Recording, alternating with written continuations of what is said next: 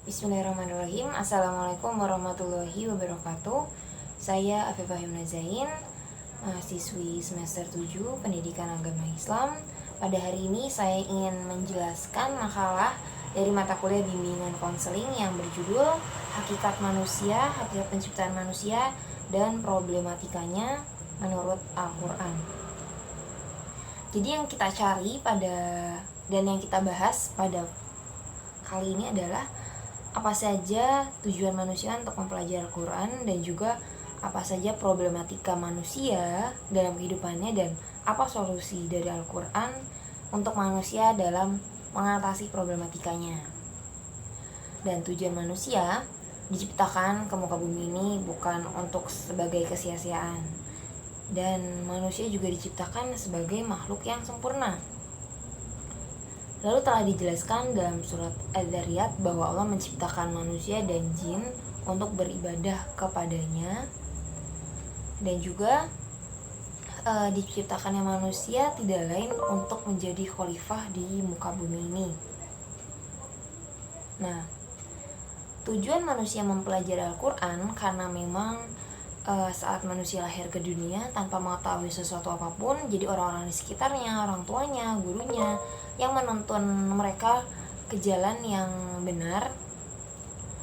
Dan juga tujuannya manusia mempelajari Al-Quran ini untuk dijadikan pedoman. Jadi Al-Quran itu sebagai buku manualnya, sebagai pedoman mereka jika terjadi suatu problem bisa back to Quran.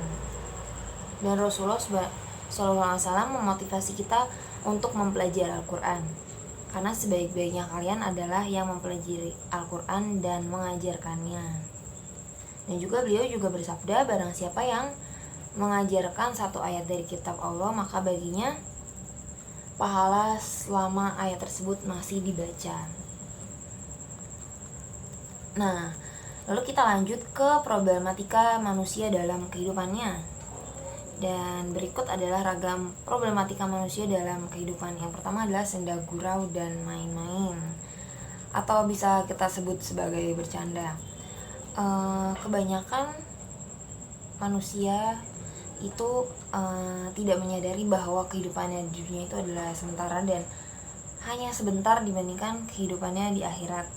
Jika dibandingkan dengan di akhirat nanti, kehidupan dunia tuh benar-benar sebentar sekali. Jadi Allah berfirman, dan tiada kehidupan di dunia ini melainkan senda gurau dan main-main. Lalu yang kedua ada kesenangan yang semu.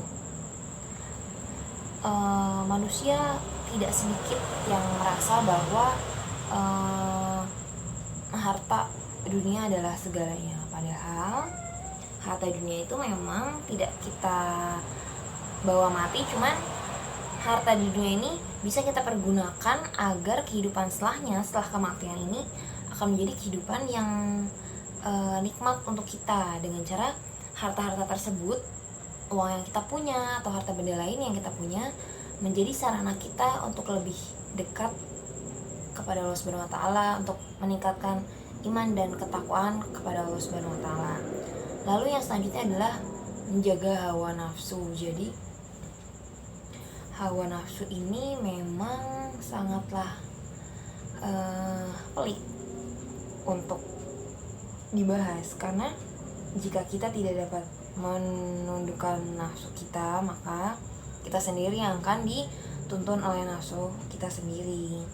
Dan seringkali jadi nafsu itu memang ada nafsu yang baik dan nafsu yang buruk. Nafsu yang baik berarti yang membuat kita menggebu-gebu untuk melakukan kebaikan, melakukan hal-hal yang baik. Akan tapi nafsu yang buruk menuntun kita ke hal-hal yang dosa, baik dosa kecil, dosa besar. Dan juga yang keempat, problematikanya yang paling banyak kita temukan adalah kemiskinan. Karena kemiskinan ini adalah masalah yang serius yang harus diberikan perhatian dan penanganan secara khusus. Karena itu Islam menjelaskan masalah kemiskinan dan kesenjangan sosial antara si kaya dan si miskin ini, baik aspek konsepsi maupun penyelesaiannya. Lalu Allah juga memerintahkan kita untuk bersedekah serta berzakat untuk menyucikan diri kita dan harta kita. Jadi yang mampu membantu yang kurang mampu, dan yang kurang mampu mempergunakan uang tersebut sebaik mungkin agar dapat menjadi ladang pahala untuk dirinya dia sendiri. Lalu yang terakhir ada depresi, karena akhir-akhir ini kita sering mendengar kata depresi itu entah secara di dunia nyata atau di dunia maya dari medsos mungkin. Dan ini juga salah satu permasalahan yang banyak dibahas akhir-akhir ini.